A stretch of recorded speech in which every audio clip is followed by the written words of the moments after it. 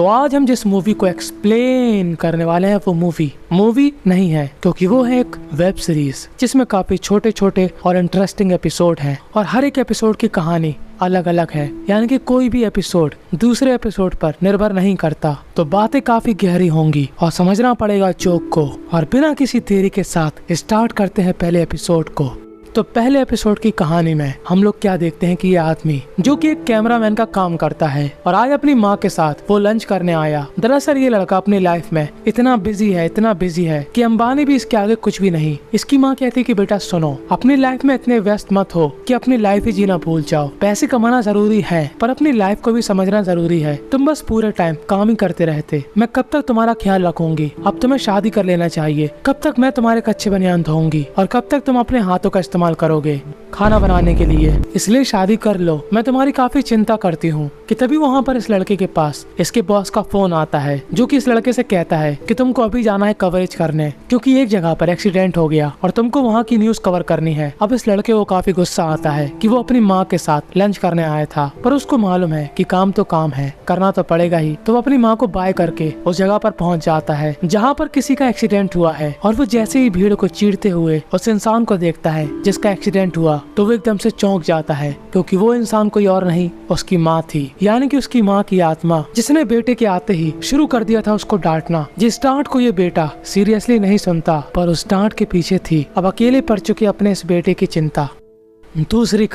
दूसरी कहानी के स्टार्टिंग में ये लड़की अपने घर को एकदम चमका रही होती है। हर एक चीज को अपनी जगह पर रखकर एकदम साफ सुथरा माहौल बनाकर ये इंतजार कर रही थी अपने बॉयफ्रेंड के आने का। कि तभी ये क्या देखते हैं कि इसके हाथों पर एक काला डॉट लग गया और अब वो सोचती है कि इसको तो हटाना पड़ेगा। और वो बाथरूम में जाकर इस काले डॉट को हटाने के लिए खूब कोशिश करती है। कभी पानी डालती है, फिर साबुन लगाती है, पर ये काला डॉट उत्तर प्रदेश की कर्मी की तरह हो गया था, जा ही नहीं रहा था। पर ये लड़की हार मानने वालों में से नहीं थी। ये एक ब्रश लेकर काफी जोर जोर से यहाँ पर घिसती है और उसको दर्द भी होता है, पर उसके लिए दर्द अभी इम्पोर्टेंट नहीं था। उसके लिए जरूरी था इस काले डॉट को हटाना, पर ये काला डॉट नहीं हट रहा था। अब हम में से कोई होता तो यही सोचता, नहीं हट रहा तो नहीं हटने दो, बाद में ट्राई कर लेंगे। पर ये लड़की एक्सट्रीम लेवल पर पहुंच जाती है और एक कपड़े खींचने वाले डंडे से अपने हाथ पर जोर जोर से रगड़ती है। और इस डंडे के आगे लोहे की काफी मजबूत परत थी, जिससे इस लड़की का पूरा हाथ छिल जाता है। और फाइनली पूरा खून खराबा करने के बाद ये निशान चला जाता है, पर हाथ के हालात बिगड़ जाते हैं और उसको छुपाने के लिए इसको पट्टी लगाना पड़ती है। कि तभी इसका बॉयफ्रेंड आता है,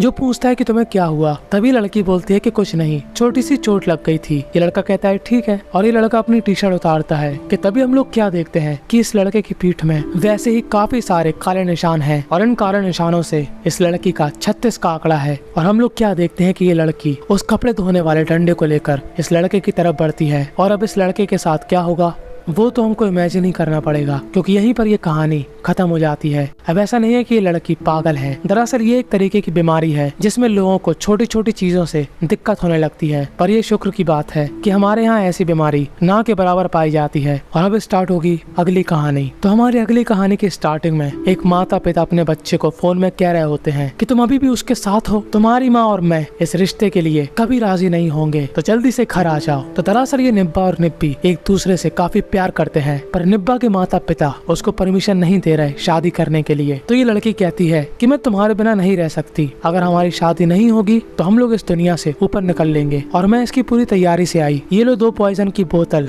मैं 3 काउंट करूंगी और हम दोनों ही ये पॉइजन की बोतल पी लेंगे और स्वर्ग में जाकर अपने निब्बा और निब्बी वाली जिंदगी जी लेंगे। और ये लड़की स्टार्ट करती है काउंटिंग, 1 2 3। और ये लड़की ईमानदारी से उस पॉइजन को पी जाती है। पर इस मरने वाले पॉइजन को पीने से पहले इस लड़के की गीली हो जाती है और ये उस पॉइजन को नहीं पीता। अब ये मूवमेंट काफी सैड था, पर इस सीन को देखते समय पहली बार में मेरी हंसी छूट गई थी। पर खैर, अब इस लड़की को इतना बड़ा धोखा मिला था कि क्या ही बताएं। और ये लड़का धीरे से निकल लेता है और लड़की को खून की उल्टियां होना शुरू हो जाती हैं और लड़की बेचारी कुछ ही सेकंडों में मरने वाली है। और ये लड़का भागकर नीचे आता है और एक जगह पर रुक जाता है और हमको लगता है कि बेचारी लड़की ही ऊपर जाएगी और बद्दुआ देगी ऊपर से बाद में, पर ऐसा कुछ भी नहीं होता, क्योंकि ये लड़की इसके ऊपर गिर जाती है और इसको भी ले जाती है ऊपर अपने साथ में, क्योंकि इस लड़की के प्यार में सच्चाई थी। और यहीं पर यह कहानी खत्म हो जाती है। हमारी अगली कहानी। अब इस कहानी के स्टार्टिंग में 3 टीचर स्कूल के अंदर बच्चों की कॉपियां चेक कर रहे थे, जहाँ पर एक बच्चे की कॉपी में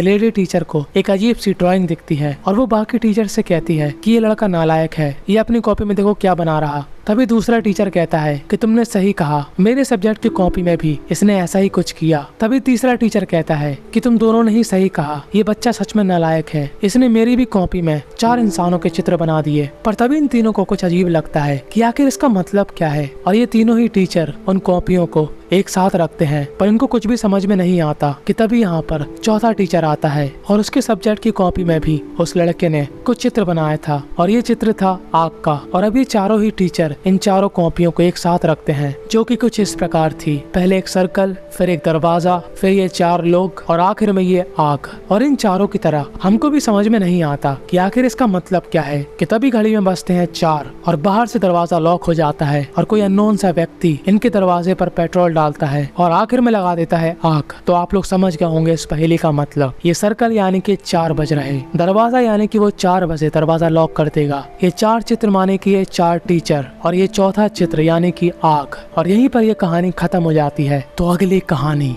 तो इस कहानी के स्टार्टिंग में एक स्टोर पर एक औरत काउंटर पर खड़ी होती है कि तभी यहाँ पर एक आदमी आता है और उसको चाकू दिखाकर कहता है कि मुझको सारा पैसा दे दो, वरना मैं तुम्हारा राम नाम सत्य कर दूंगा। लड़की कहती है कि मेरे पास पैसे नहीं है। कि तभी यहाँ पर टीवी में अनाउंसमेंट हो रही होती है कि इस एरिया में एक इंसान काफी दुकानों को लूट रहा और उनका मर्डर कर रहा, और हम सभी को यही लगता है कि ये जो इंसान चाकू दिखा रहा, पुलिस उसी के बारे में बात कर रही। और ये आदमी इस औरत से कहता है कि मुझको जल्दी से बताओ कि तुमने पैसे कहाँ पर छुपाए। तभी औरत कहती है कि मैंने पैसे अंदर छुपाए। तभी आदमी बोलता है ठीक है, मुझको अंदर ले चलो। और ये आदमी अंदर जाकर पैसे ढूंढने लगता है और ये औरत चुपचाप से खड़ी हो जाती है। कि तभी इस आदमी को वहाँ पर एक दूसरे आदमी की लाश मिलती है और तभी अनाउंसमेंट में आवाज आती है कि वो जो व्यक्ति लोगों को मार रहा वो एक औरत है। और बस यहीं पर इस आदमी की फट के 350 हो जाती है, क्योंकि वो जिसको अंदर लाया था चाकू दिखाकर, उस औरत को खुशी मिलती है लोगों को ऊपर पहुंचाकर। और बस यहीं पर ये कहानी खत्म हो जाती है।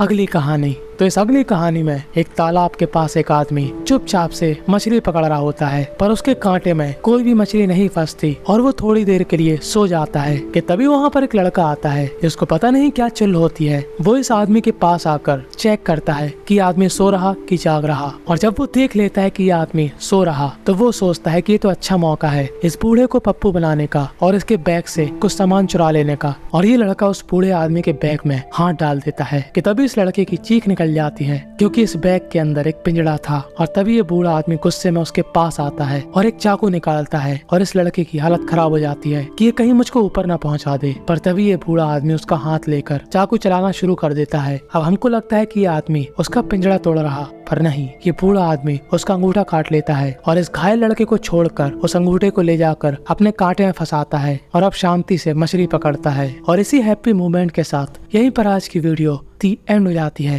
तो इस मूवी से हमको यही सीखने को मिलता कि माँ की बात हमेशा सुने, क्योंकि बात चाहे कड़वी हो या अच्छी, उसमें हमारी भलाई होती है। दूसरी सीख, गर्लफ्रेंड सोच समझ कर बनाए, क्योंकि जल्दबाजी में ऐसी लड़कियां भी मिल सकती हैं जो कि आपके शरीर के पूरे निशान मिटा देंगी। तीसरी सीख, आजकल के बच्चे काफी अलग हो चुके, तो कृपया उनको आराम से समझाएं, क्योंकि अगर किसी चटके बच्चे का माथा सनका तो वो इन चारों टीचर की तरह आपकी भी लगा सकता है लंका। चौथी सीख कि जब कोई ऊपर से गिर रहा होता है तो साइड में हट जाओ, मूर्ति बने वहाँ पर खड़े मत रहो। और पांचवी सीख, चोरी करना पाप है।